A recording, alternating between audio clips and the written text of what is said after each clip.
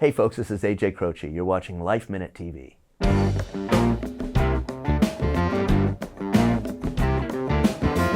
Son of late folk rock visionary Jim Croce, AJ Croce became a piano virtuoso at a young age, destined to follow in his famous father's musical greatness.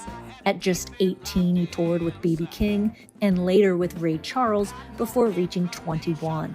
After the tragic loss of his father in a 1973 plane crash at just 2 years old and a total loss of eyesight for 6 years, the musician and singer-songwriter has proven his continued resilience over the past 3 decades, releasing an impressive catalog of 11 studio albums. His most recent, Heart of the Eternal, yet another wonderful work from the uber-talented artist.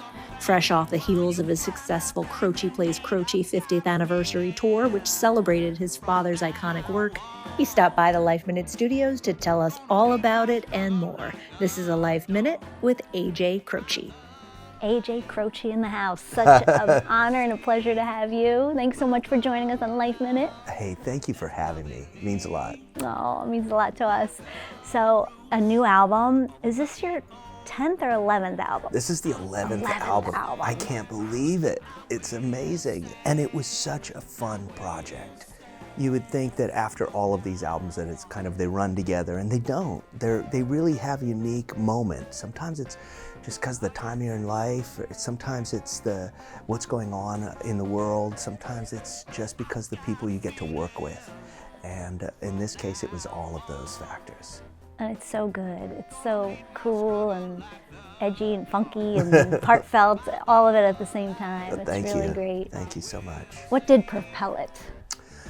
Well, you know, I had recorded an album of covers that was released in 2021, and it was partially due to the situation in my life, and it just felt better to do these songs which were celebrations at that time. And so it'd been a long time since I released an album of original music, and I write every day. So I was picking and choosing and trying to find material that was really representative of what is inspiring to me. All different genres, eras, styles, but finding a sort of through line with it as far as they're all representative of who I am. I think I came to realize that my strong suit as an artist is the fact that I am so influenced by other music, and finding a way to pay tribute to something or tip the hat to a genre or style or era without using it as a crutch or wearing it on your sleeve. This became my calling card, was using these different styles to create something new. And it took me a long time to realize that that was a good thing. You know, it always felt right.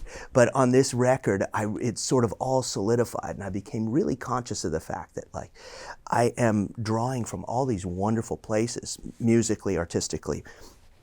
But the way that I'm doing it and the way that I'm presenting it and writing songs around those things is very much who I am.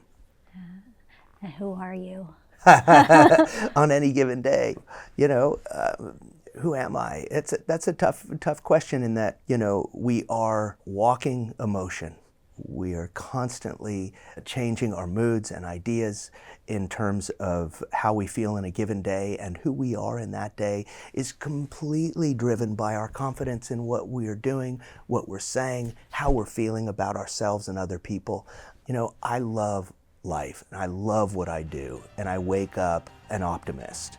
Even if I see negative things in the world every day, I think that I feel like there is a way through humor and music and art and life to have a wonderful time. We're just not here very long, so I feel like we really have to take advantage of it. I love it. You're such a beautiful person. I can sense it already, and you've been through so much.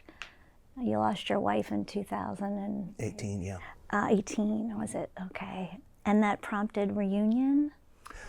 You know, Reunion actually came out of a song. It was a song that John Oates and I wrote. He had just visited his 100-year-old father. He was 100 years old, and he came back to Nashville from Philadelphia, and we started talking about it. And he said, you know, My father told me that he's ready for his reunion, that he is ready to reconnect with the people he's lost and loved. And I thought, this is really a beautiful sentiment, because we've all lost people in our lives that are important and special. And we understand that whatever our ideology is, or religion or faith, it is beautiful to think about that other side and being able to potentially see the people we love. And so that's what the song came out of. It's interesting, Reunion, also The Finest Line was another song on Heart of the Eternal that really talks about that other side. And it's not just because of my own personal experiences, but of course it's drawn on all of it.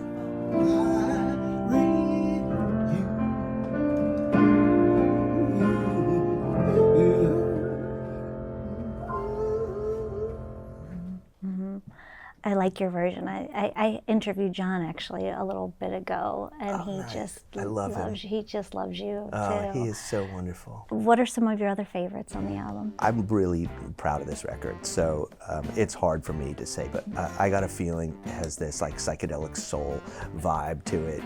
I've got a feeling I can't hide.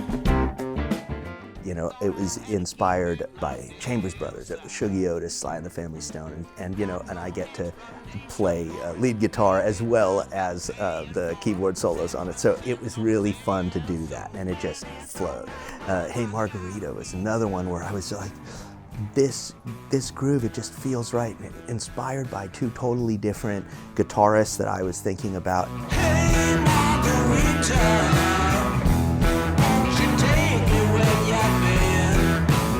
You need to know I'm a piano player first, but as I've thrown myself into the instrument over the last 20 some years, I've become just a fanatic about it. I love to practice. I love to write on guitar now.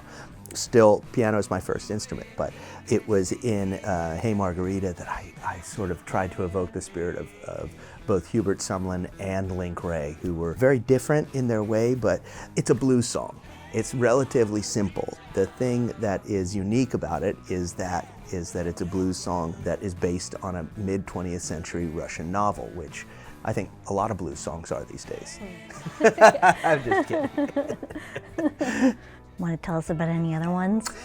You know, The Finest Line was really unique. I did not conceive it as a duet. Between our life and death, he's drawn the finest line. The way that it came about was that on my day, the travel day to Los Angeles from Nashville, where I was going to record with Shooter Jennings and work in the studio for a couple weeks and make this record, I was looking at all the material that I had compiled and had many more songs than I needed for this, but wanted to like go through it with Shooter and just see what we were working with. And that song, I had written it on guitar. And then when I transferred it to piano, it came alive in a different way. And then I had been touching up the lyrics on that song for probably a year. I would play with it and then I'd put it away, and play with it and put it away. And it wasn't like the top of my list for completing. It was, in a way, it was an exercise. What happened was that Margo Price happened into the studio, not planning on singing or anything, heard what we were doing, and was like, if you need someone to sing, let me know. She was in LA visiting for a period of time, and so it was really cool. I took this song that was not even on my mind for being on the record necessarily, realized that if I broke the verses in half and made it a conversation, it was really meaningful, and it had something that was really ethereal and somehow, profound. What about So Much Fun? So much fun to see him come, but man, it's good to see him go. So Much Fun came about because of that time a few years back where we got to stay home for a year. And at first I had taken it really personally, because I was told I was non-essential, and I'm like, music saves lives. No, but the reality is I was non-essential, and So it took a couple weeks for me to embrace my non-essentialism. And I was watching, TCM and all these great old movies and, brushing up on my French and my Italian. And as time went on, I was practicing scales from countries I'd never been to or will never go to. And I got a pair of tap shoes because I was watching all these old movies with like the Nicholas brothers and Sid Charisse and Fred Astaire and Ginger Rogers and I thought, okay, well, I can tap dance with my fingers, maybe I can do it with my feet, but as it turns out, I can't. And I discovered in that moment that tap shoes are like Prozac with like far fewer side effects, And the reason is because I would be walking down the hall and I would hear click, clap, click, clap, click, clap, and because I just my costume of the day was my tap shoes, my bathrobe, and my motorcycle goggles, I mean, if someone was at the door. And so I'm walking down the hall and I'm just laughing at myself, right? And it's hard to be depressed when you're laughing. And so I get back to, walk back to my room and I'm just laughing at this whole preposterous thing that I've concocted. And so I'm thinking at a certain point of inviting friends over, and I finally invite folks over. I love to cook and listen to music with friends, make music with friends. It was like this really wonderful evening, and I hadn't seen anyone in that proximity in nearly a year, and it was like just amazing to see these wonderful, talented people, and I just could not believe that after 2 hours of being in contact with people I hadn't seen in over a year, I would feel that, I don't know, I just felt like I cannot wait for them all to go home. So I wrote a song about it and called it So Much Fun. Anyway, yeah, another song that was really, really fun to put together on this album was Turned Around. Oh, I feel lost until I'm turned around. Find me, baby. Turned Around is kind of a unique song. I don't know if it's going to be a single, but it was an exercise initially in lyric writing. It was an exercise because I was trying to string these oxymorons together and make sense out of nonsense. And when I couldn't, I created an oxymoron of my own that would tie it together to the next line. And so there's these idiosyncrasies about the song and about each line of the song that, it was part of a writing exercise that became something really fun and interesting. And putting kind of quirky, unusual chords underneath it really added something kind of unique. It's so cool.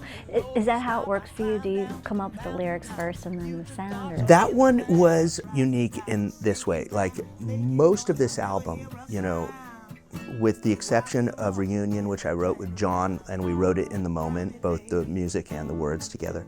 But that one, I wrote the words first. The other songs on this album were kind of unique in that I wrote all the music before I even presented the music to a collaborator, if I did collaborate on the song.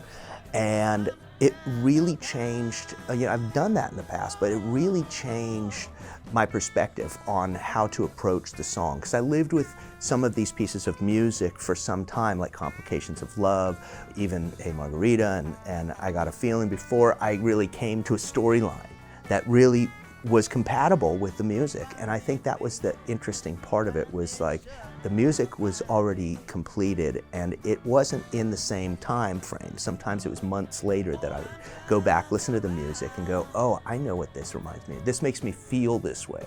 And I think it was that sense of feeling and emotion that it drew from the music that allowed me to write lyrics that were really compatible and really suited the songs in a way that I really don't think I had before. That's so interesting. And you have a great band too.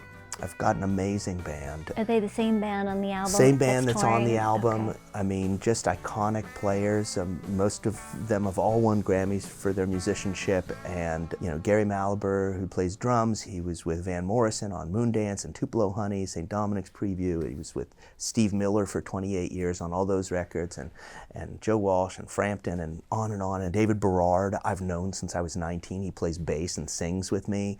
We met when he was with Dr. John, who he was, you know, with for almost 40 years, and between Mac and Etta James and B.B. King and the Neville Brothers, all of whom I had played with, you know, kind of got my start with those guys. And I was on tour with them after he had played with them, so it was kind of cool when we met. We had this immediate connection, and of course Alan Toussaint was our other connection. And James Pennebaker is playing a guitar and a bunch of instruments. James is a wonderful utility player, great fiddle player as well as guitarist and steel player. He can play anything you give him with strings. He's wonderful. And I met him on the set of Austin City Limits when we did that, 30 years ago. He was with Leroy Pornell on that show, but he was with Delbert, and I mean, just so many artists he's toured with and recorded with, I can't even begin to mention. And the ladies are so wonderful. They're such a big part of the band and the show, you know, both from Nashville, and Catrice Ford is wonderful. I found Jackie Wilson through James Pennebaker, and Catrice through Jackie, and that's how that all came about. And it's just such a wonderful group of people, and they're fun to be around too, you know? Yeah. I'm sure it's a fun show. It is a really fun show. It's really fun for me every night. So I think that's the thing that comes across. As much as anything else, I think it's disarming to see someone having a lot of fun. And I think a lot of times people come in expecting one thing and leave with a feeling another way, and that's a good thing. So cool. Love it, love it. And of course, you're the son of legendary Jim Croce. Well, the south side of Chicago is the baddest part of town. And if you go down there, you better just beware of a man named Leroy Brown. Do you remember him at all? You were so young when he passed. You know, I was very fortunate to have a lot of home recordings. He recorded everything because he was always writing or hanging out with friends and wanting to capture a song that he was going to play at a show. So, you know, when I was born, he hadn't yet recorded his first album, and it was really at a time, it was a kind of a make or break moment for him. He had to decide whether he was going to really put everything into being a musician and a writer and a performer and artist, or get a real day job. You know, he had avoided it for almost 10 years. You know, he stayed in college as long as he could, got 2 master's degrees, and came out and worked as many odd jobs as he could to avoid a real job, because what he really wanted to do was play music, which he finally got to in the last 18 months of his life. And you realize, like, everything you know of his was written, recorded, and toured in 18 months. So, yeah, I'm really fortunate to be able to have those home recordings and get to know him through his conversations with friends, family, to me. It's really special. And the other thing that really came about at an early age was my recognition of the music that he left. Not just the music he wrote and created and recorded, but his record collection. It was profoundly influential, and one of his jobs was being a DJ, and he had such a variety of music. You know, as a kid, I lost my sight at 4, and being turned on to Ray Charles and Stevie Wonder and all of the great blind blues artists of the 20s and 30s and 40s and 50s, it was all really influential. Ray Charles was my gateway drug, but after that it was like there was so much good music of all genres. That's what really sparked my interest in music. I didn't hear Ray Charles being different than the Rolling Stones or Lee Dorsey or Fats Waller or Ellington or Stevie Wonder. It was all great, beautiful. It was soulful. Hank Williams was soulful, and Jimmy Rogers was soulful, and the best music is soulful, regardless of where it comes from. And so that was what really inspired me to want to do what I do. How did you know you had the gift When did you know? I don't know that I ever thought I had the gift. I felt like I had the patience to practice. I was inspired to want to practice piano. And I practiced, 5-6 hours a day, every day. It was a joy, and as I got better at the instrument, it became a lot easier to practice because I was practicing for a goal. Oh, I want to be able to play this style, or I want to play this piece. I was never interested in copying note for note a piece of music. So, the first real kind of heavy style music that was like very complicated and physically demanding was stride piano. So with guys like James P. Johnson, Willie the Lion Smith, and Fats Waller, they had bigger hands than I have. They could reach these 13ths, they could reach these tenths with their eyes closed. For me, it was like I can only reach those in certain keys, and so it became for me a way to learn. How do I access this? It's some of the most challenging music of the 20th century. How do I learn how to do this? And it was all by ear. And it came through simplifying it. It came through simplifying it just as rock and roll simplified the boogie woogie of the 30s and 40s. I learned what made it work, never tried to play it note for note, not that I necessarily could in the case of, some of those players, but I wanted to be able to understand how it worked. And same thing with music in general. It's not just how to play it, but like, why does it make me feel like this? It's the same thing in reading a great story or a poem, or even watching a great film, is wondering, like, what is it that makes me feel this way about this scene that's not immediately obvious, but it's emotional. And I don't think I'm the only one that feels this way. And that's what I love about music. Love it. And how old were you when you started the piano? I started playing when I was just a baby. I mean, I was crawling up to the keys, and as long as I can remember, I was playing. And after I lost my sight, I had a little transistor radio set to the mighty 690, and it was like a kind of a top 40 radio station and broadcast out of Tijuana. And I would hear a song, and this is 1970s, so I would hear a song by the Stones or ELO or Elton John or McCartney or John Lennon, someone, whoever was on the charts at the moment, and run to the piano and try and play along. And it was in that I started to understand popular music and the form and how it worked, and it became sort of an understanding of more than just the mechanics of it. And you couldn't see, and you still kept playing. Of course, yeah. I mean, when you're moved by something emotionally, when you're inspired, inspiration doesn't come from vision or from hearing. It comes from your heart. It comes from your emotion of your mind and what you're thinking, and how profound it might be to you in any given moment. It's why people have asked, "What's your favorite song?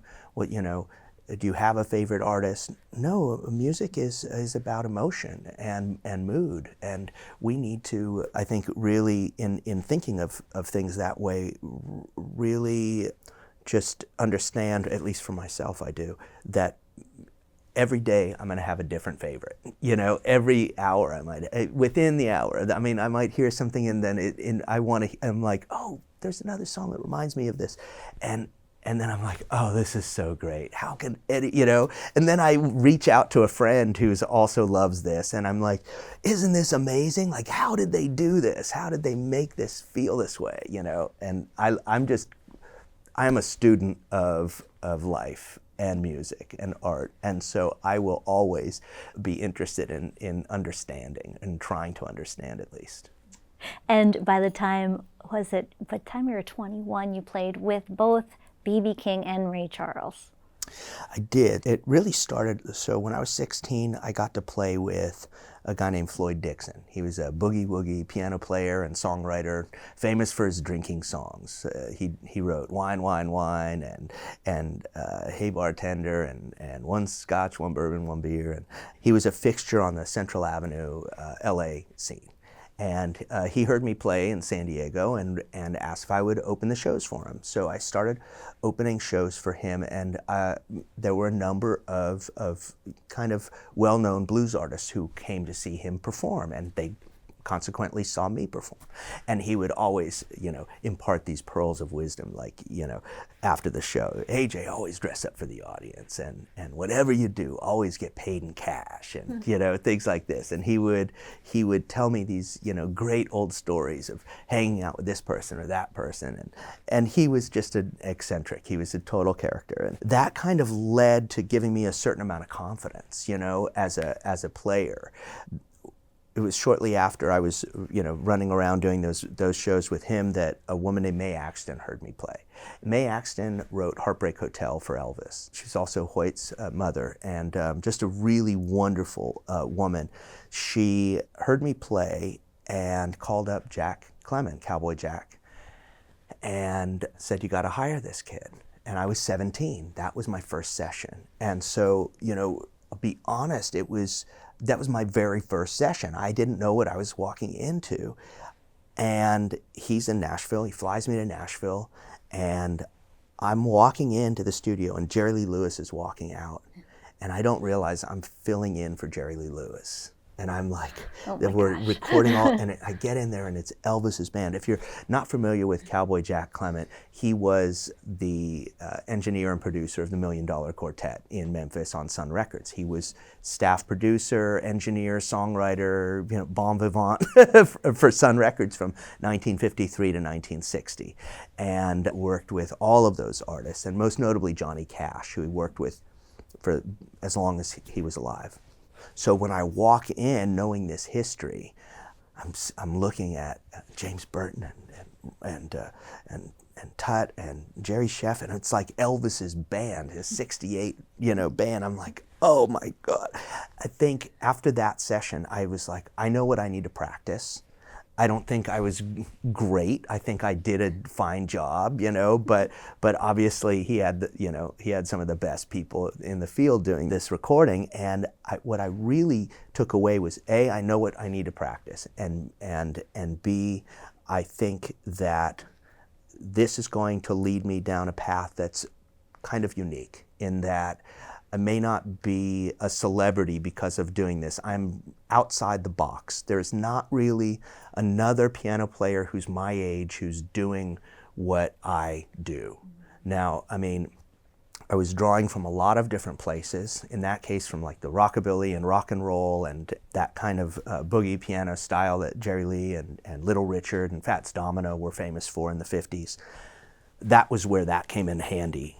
But of course, the New Orleans music was always a part of my heart. And it was really in that moment that I realized I might not fit into like a box very easily. This is not necessarily going to be easy, especially because I didn't want to use my father's name and fame to propel myself. I needed to do it on my own abilities. I needed to do it because people heard me and said, he's great at what he does. That's how it happened, because I couldn't have gone out on the road with B.B. King without having built that confidence and having prepared for that. Same thing with Ray Charles or Aretha or James Brown or Willie or any of the people that I've been Willie so Nelson, fortunate right. to have sat in with or played with or written with. Leon Russell was a person who I was always a fan of. Leon had this wonderful style. I really understood it because of my record collection as a kid. He and I had the same record collection. So it was like when we met and like started connecting before we ever wrote together, Leon and I could just talk about piano players for hours, bore everyone else around us, but be completely, wrapped in this amazing conversation that inspired us both, So that's kind of how we came to work together. What's Willie Nelson like? Well, it's been a while since I've seen him, but he is one of the few people that I could say that off stage and on stage, he's the same man. He is what you see is what you get. He's a real, down to earth, funny, irreverent, generous human being. And you've written for so many people too. Tell us a little bit about that. I think sometimes if you're writing for a film or television or you're writing for an artist, I spent years, a period of time where I wasn't touring as much, and this career is a roller coaster ride. Being a musician, even some of the most famous musicians have ups and downs in their careers. And for me, it was one of those down periods where I was this is all I can do. I'm a musician. I've worked in publishing, and I've worked as a musician and running a small indie label, and I understand how this business works. But it was in that time that I really started doing a lot of sessions, in 2008, 2009, when I first moved to Nashville, doing all kinds of unusual projects, from K-pop to working with Japanese artists, doing commercials for Asia through Japanese agencies in Tokyo, and writing for the Olympics and writing for this and that. It was really came about in an unusual fashion, and it was also in that time I was collaborating, probably 95 co-writes. I looked at my calendar not long ago. It was 95 co-writes one year, 92 the other. In that 2 or 3 year period, I was just working with someone almost every day of the week, and I got really good at the formula. It's this song is for so-and-so. They want a song that sounds exactly like their last hit, but a little different. How do you make it exactly like their last hit without, how do you do that? Well, you have to really listen to what was good about the hit song, and then kind of reverse engineer it in a way, And even though that's not my preferred way of writing by any means, it was a learning experience, and I love learning, and I love the challenge of writing with a theme or an artist in mind, because it gives me the ability to contribute to the greater good. So great, so great. What does music do for people? I think at its best, music stops time. Music has the ability to completely captivate an audience in a number of ways, but in the live setting, it allows people to completely forget about their day, completely forget about the outside world, outside of that venue, and be at one and unified with everyone in that space. There are very few spaces where we all agree. In a space for listening to music and hearing music, that is one of those places where we can all agree, because we're being moved emotionally. I think the other side of how music is really powerful in this way and stops time is that when you hear a song that moves you, and there are certain things going on in your life, whether you're a teenager and emotional about everything, or you're in your 20s and you don't really know what your future is going to be, or in your 30s and wondering whether the path you took is the right one. It doesn't matter what age you are. When you hear a song and it becomes sort of identified with that time in your life. And that song doesn't need to have been written at that time. It could be 100 years old. It could be the #1 song on the chart, or it could be something that is just a deep cut on a record that moves you, and you hear it, and forever, time has stood still. You are in that space when you hear that song. I think there were times where I've had this happen in a really curious fashion, in that, for example, when I was a kid, Cat Stevens was popular on the radio. And I always felt a connection because my father had known him, and he gave me this really beautiful book, children's book of Teaser and the Firecat. And it was lost. It was lost in a fire. So I had this very personal connection to that music, but completely outside of family and just time and the era of which this music was created and the art was created. I was on a trip with my late wife, and we were in Turkey, and we're in this little dive bar on the coast of Turkey, and the only album they have is Cat Stevens, and it's that album. And And I'll tell you, it was in that moment where like that music in that moment, all of a sudden, it wasn't my childhood anymore. I was in my late 20s, and this was a new experience, and all of a sudden the memory of it as a child, it was erased and replaced by the memory of being in this moment where this is the only thing that they play is this one cassette, and so you ask me how music affects us, and it of course it affects us in all different ways, but I think the most profound thing about music is that it stops time. Time in a bottle, like That someone too. wrote. Yeah, absolutely. The fire too, another thing you've been through. With all you've been through, how do you stay positive in life? Since this is Life Minute, life tips we go over as well. I think that we have a choice every day about how we want to react to the things around us and how we choose to digest them, emotionally and psychologically, and how do we come to terms with the world around us every day.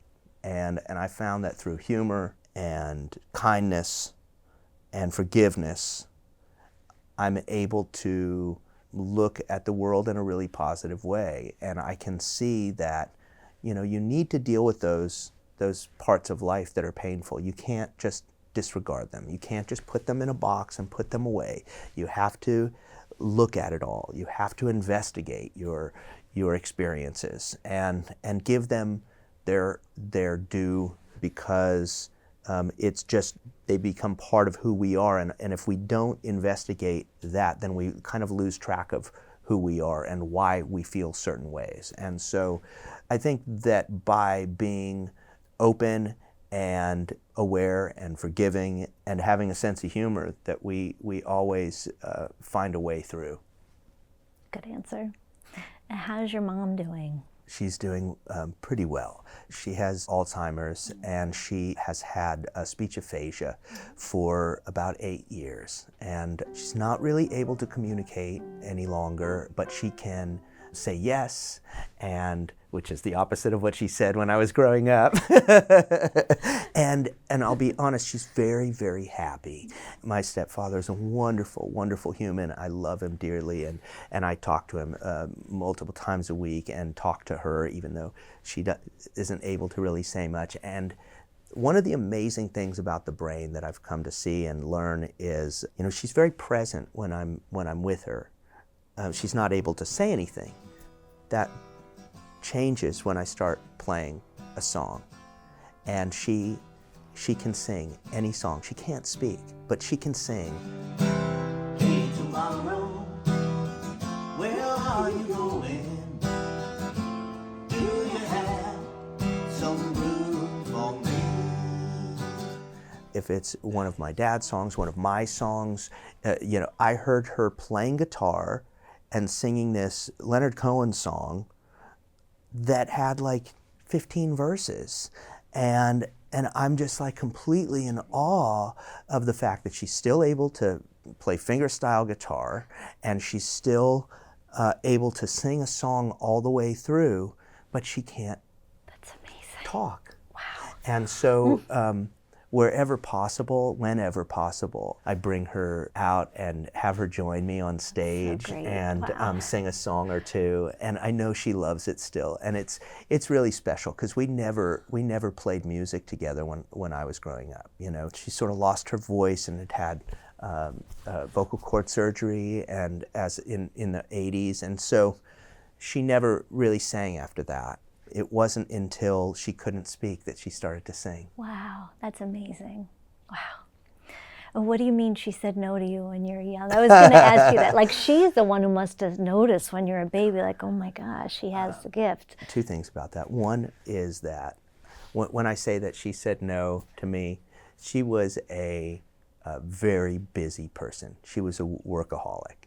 She was trying to manage the legacy of my father's music, which was not easy, and there were a lot of lawsuits and things through my childhood that were really difficult for her. She also had gone through a lot with, because of what happened to me and the consequences of the blindness and where it all came from.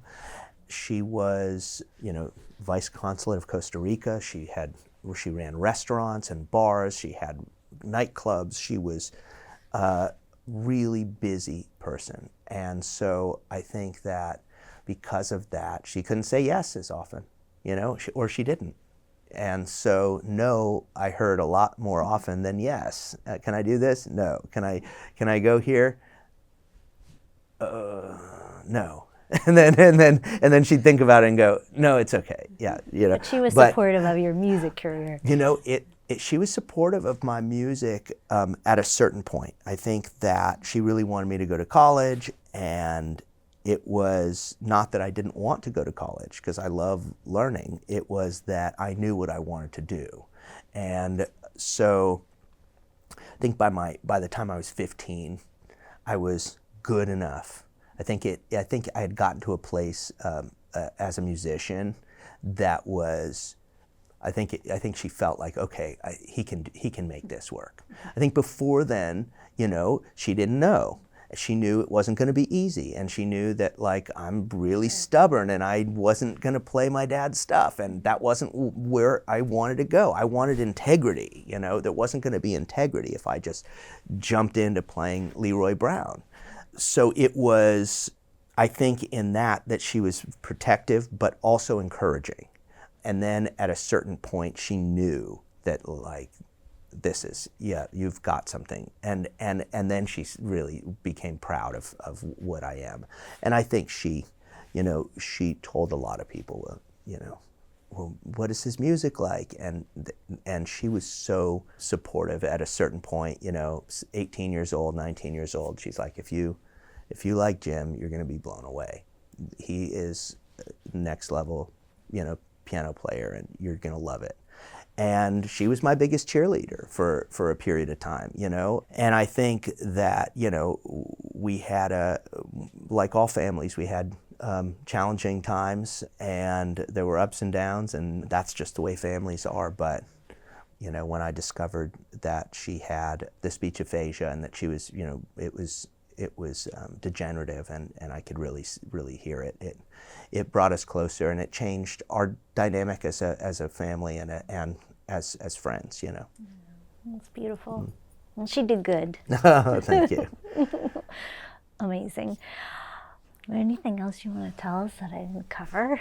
The thing I was thinking about, I was sitting with a friend last night, and we were talking about just life in general, and he's a journalist, and we weren't talking as me being interviewed by him. It was just that I've done thousands of interviews, and so many of them focus on the tragedy, and then tragedy struck, and then you've been through this and this and this, and I just want people to know that I'm in love, that I have a new chapter, that life is great, and it hurts me to know that like to think that people think that, that they should pity me in some way, because I feel so grateful to have a new lease on life and love and happiness and that's wonderful. And a future forward. So I just think it's really important that people know that, but also in their own lives know that it's absolutely possible.